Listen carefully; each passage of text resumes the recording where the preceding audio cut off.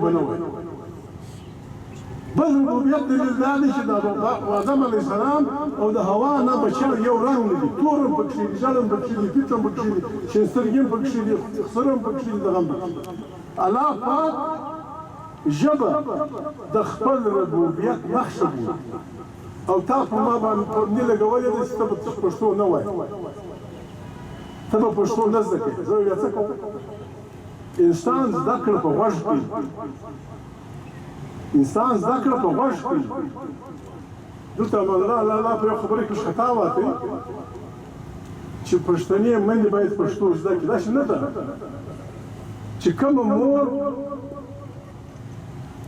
فرنګي کېدای شي، مور ترکه کېدای شي، مور چیني کېدای شي، مور روسي کېدای شي، مور امریکنه کېدای شي، مور پښتنه کېدای شي.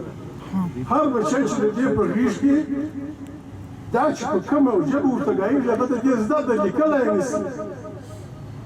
ژبه د دې زده ده اللهو لولو. دا په دغه اللهو لولو کې خپل بچي ته سندرې وایي،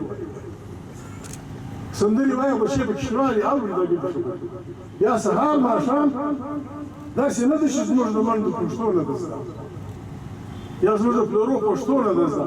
پښتو یې زده ده، لیک لوست یې نه ده زده. چې اوس لیک لوست والله تا زیارتوالو خونزاده صاحب کوشش وکړي و هر رنګ کلیوال سړي ته ناصر ته طریقې ته سلیمان خېل ته پلاني ته په شپږ میاشتې لیک لوست زده کولی شي. نور د ده زده ده.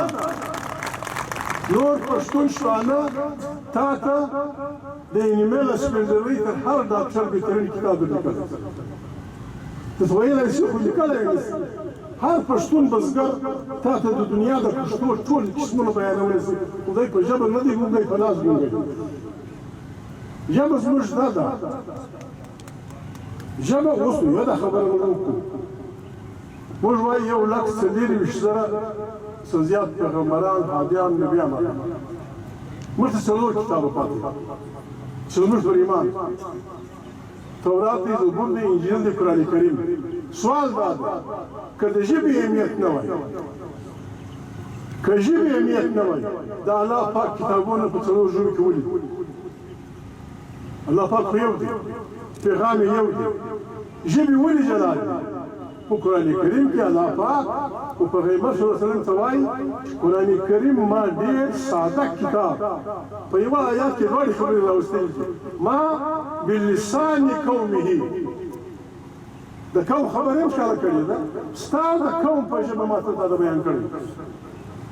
داود علیه السلام چې کوم قوم ته غږېدی د کتاب ژبه یې هغه چې د قام ژبه. موسی علیه السلام چې کوم قوم ته غږېدی د موسی علیه السلام ژبه د تورات ژبه.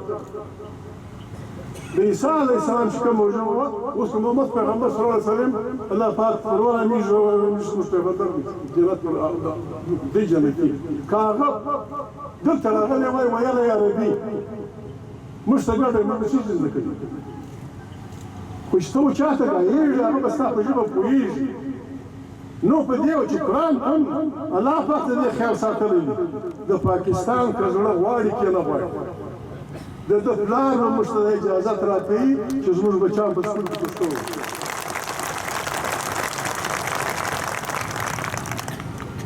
اخوندزاده صاحب دا خبره وکړه چې ژبې فطري دي.